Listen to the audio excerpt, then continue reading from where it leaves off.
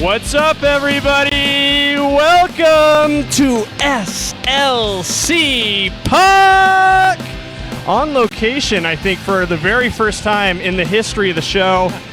I'm delighted, yes. And just to set the scene, in case you don't know where we are, or maybe you're listening on Apple, Spotify, wherever, we're at the Salt Lake City Sports Complex. I know it as Steiner. That's just the nickname I've given it. And we're here tonight. It's a doubleheader, University of Utah hockey program. Women are playing right now. They're playing UMass. The men are about to drop the puck in about hour and a half, 2 hours and 2.5 hours. So we're hour and a half. We're here for the long haul. I'm joined by AJ Boldan, by the way. AJ Boldan is sitting with me here. He is the president, GM, and I think we'll just call you the godfather of hockey here at the University of Utah program. And I'm super excited to be here, but I got to tell you, AJ, I'm like a little triggered to be here for one. I don't expect you to remember this, but 2010 state championship game, Skyline Viewmont, took place right here. Skyline beat the Viewmont Vikings in overtime. And there's a painful reminder right over there in that corner, the Skyline High School state championship banner right there. That banner should be up at the South Davis Recreation Center. It's not, because us Viewmont Vikings blew it. Thanks a lot, Dean Wilson. Dean Wilson had to score the game. I'm sure you remember that name. Yeah, Dean Wilson. Dean. Yeah, Dean played for the University. I'll never forget that name as long as I live either. And Dean's such a good guy. I haven't seen him in so long. But we're sitting here, and again, lots of scene setting here. I really appreciate you inviting me to come out and just see what you have going on here. I think there's so much scrappiness just looking around at what's happening right here in the rink. Just to again set the scene, as I have 4 times, there's an incredible setup here that you built here at the University of Utah hockey program. And just for the sake of explanation, the University of Utah hockey program is a non-varsity program. There's virtually like no funding from the university. That's correct. Yeah. So this is all done. This is like donors. This is team fees. This is crafty spending on your part. You wear the University of Utah logo, insignia. There's some association with the university, but in terms of the funding, this is all done by you and your team and the ambition you have. And so let me just say, first of all, it looks awesome. Thank you. So, yeah, we're just glad to be here. We are a non-varsity sport, and there's a difference, in my opinion, between non-varsity sports and club sports, although the University of Utah classifies us as the same. Right. But we have 85, 87 student athletes between our 3 programs, and all 87 of them came to the University of Utah because of hockey. Yep. And we are a nonprofit. We fundraise and scrap for every dollar we get, and the supporters have been fantastic, the parents, students alike. The M2 game later tonight will be between Utah State and Utah, and that'll be a barn burner for sure. Oh yeah, in-state rivalry. Absolutely. And right now the women are knotted up at 0, I think, with UMass, and hockey's been going well here. The Salt Lake City Sports Complex has treated us well. We're happy to be here. If you guys have never been here, our entire rink is surrounded by campus, football on all sides, and then the backside is the Veterans Hospital. And so we're just, again, lucky to be here. I mean, you're underselling like what this is, I feel like, because everywhere I look, there's something that impresses me even more. Like below us, the guys are warming up. They've got massage tables down there, for heaven's sakes. Sure. They've got like the massage guns. They're getting loose. They're getting ready for the game. They're chatting up the women's team right now. They're still at intermission, so there's a little fun little banter there. They're kicking the soccer ball around. They've got the sickest warm-up gear I've ever seen. The jerseys look unbelievable. I mean, just tell me about like the amount of work that goes into putting one of these programs together. Like how many hours of your life do you spend putting this together on a weekly basis? It's just a second job, but it's a passion of love, and really, really fortunate to have the support that we do from the students, and we do right by them. We have Amy and myself. Amy's our women's GM. She does a ton of work for the women's side. I kind of handle the men's side. And one little quick shout out to the University Orthopedic Center. They're the reason why we have the tables down there. Annie is our trainer, and she works directly with them, and she educates other students with hockey. And the one thing that I love to hear about from her is that the doctors, the fellows, all of the other ATC trainees, they want to come to the hockey games. Yeah. And so we never have a shortage of supply of medical assistance here. And so it's just, again, what beats a Saturday night at the rink, really? Yeah. Nothing, right? Nothing. Well, I think a lot of people, and my audience is probably a lot of people who are just new to the sport of hockey in Utah. My story, though, is like hockey's not new to Utah. There's so many people here who love and are passionate about hockey. But I think some people will be surprised that there is University of Utah hockey, and a lot of the universities here around the state have a non-varsity hockey program as well. Can you just sort of lay the land in terms of the whole state, what it looks like from Logan on down? Correct. Yeah, so we have Utah State's got a program, Division II men's. So does Utah Valley and Weber State.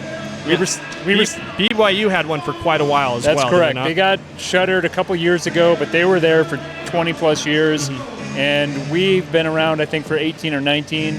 So they're all storied programs. Totally invite you guys to come down. The one shout out that I'll have for anybody that wants to see in-state rivalries at its best is next month, January 31st and February 1st, we will be hosting the Wasatch Cup, which is essentially the state championship of college hockey. Wow. All four programs will be here. Yeah, we'll be there. It's gonna be awesome. I will be there. That sounds awesome. Yeah. That sounds like a good time. You know, I think there is, again, my thesis with hockey in Utah is I think having the NHL team here is only going to make this thing explode even more. And by the way, let me give AJ a quick plug here. AJ is one of the co-producers on Nashcast, and he does a hell of a job. That's how AJ and I got introduced. So AJ's the man. Super happy we could get introduced that way. But, I mean, how do you see the NHL team shaping the future of hockey, particularly in the college space in years to come? For me, I think their priority is going to be twofold. Number one, exposure to the sport, because Delta Center is awesome for hockey. Make sure you go. Secondly, they're going to help with youth sports, okay, or youth hockey. And building rinks is going to be key for that. And they're just going to get as many people involved as they possibly can. And it takes a program like the Utah Hockey Club to get it done, right? They have the resources, they have the reach. And so I just cannot wait to see what youth hockey is going to be in 5 years here in the state. Do you see a future where we have an NCAA program here in Utah? Yes, that's our ultimate goal, is to bring NCAA hockey here, both men's and women's. We got a perfect rink for it. We got the perfect affiliates with the NHL. So all I have to say is let's go. Let's go. Let's do it. It won't be long. And AJ's got to get back to work. AJ runs the whole show during the game, so I'll give him just a second. But I had one more last question, and I forgot what it was. But, you know what I wanted to do? I wanted to thank you for inviting me out, was what it was. Because you see I'm wearing a University of Utah hockey jersey right now. The number's 24. It says Russell on the back, and it's in memory of one of my high school teammates who also played at the University of Utah, Chris Russell, who passed away last winter. But I wonder if you just tell me like a bit about the brotherhood and sort of these memories, these people that you've come across. The hockey blood runs pretty thick, I would imagine. You have you show me your phone book. It's stunning how many people you have in your phone book that you know through hockey. So I mean, just tell me about the relationships that you've made in your life. And I know that's a huge question, but it's all good. I think the short answer is hockey's family. And when you grow up in the rink, you see people, you see parents, and those relationships last forever. And when we heard about Chris, we wanted to do something, so we worked with the family, and they're going to be here tonight before the men's Division II game, and we're going to do a little something for them, moment of silence, and really talk about Chris and his love of the game. But, I mean, to answer your question directly, no matter where you go, you have hockey parents that will take care of you. They'll say hi. And there's a thing in hockey called the billet family, because hockey requires a lot of travel, right? So a lot of times kids, especially when they want to excel in the sport, they might go to a different city for a couple months or go for a year or two. And so they're living with other hockey families, and that reciprocation happens everywhere, right? Especially in juniors. And, you know, it really, really does bring home the fact that no matter where you're at, if there's a hockey rink around, you can find a family member, either the one that you know or one that you're about to be introduced to. Yeah, I love that. Yeah. hockey is such a family sport, and I think that's why it's so perfectly suited for Utah as a state. We love saying we're such a family-friendly state. That's what makes it work. Well, I'm going to let AJ get back to work here again. He runs the whole show. I'll just be ranting here for another couple minutes, but I appreciate you hopping on, AJ. Thanks, guys. Yeah, go check out the Skatin Utes, skatinutes.com for more info there. Big thanks to AJ for joining, and I hope you guys enjoy the ambient hockey sounds here for this episode. And I'm glad I let AJ go. I can see him running back to his post to get the game going. But I'll just say, I wanted to just say a couple more things about Chris Russell and all the family and feel-good stories associated with that. Chris passed away in the winter last year, and it was pretty heartbreaking. Chris is a young guy. He's just a year older than me. And as you can see, this is pretty cool. We got the hockey game going on behind us. But, it was it was incredibly sad to hear about Chris's passing. And I'll just say this. Like, it's very humbling to be wearing a number 24 Chris Russell jersey. It had been some time since I had seen Chris. I think people just grow apart in the post-high school years. But at Chris's funeral in Centerville, it was really incredible to see just a sea of Viewmont High School jerseys, a smattering of University of Utah Hockey Club jerseys. I think Chris made such an incredible, indelible impact in the lives of many people through hockey, through his love of the game. And it was pretty amazing to just see that personified in the form of all the jerseys that people wore with either Viewmont or Utah. And I think jerseys are really such a fun way to show love for like a team or like a player. So again, I'm very humbled to be wearing a Chris Russell jersey right now. Chris is a great dude. He was really, really talented hockey player. Was the captain of our team when I was a junior. He was a senior.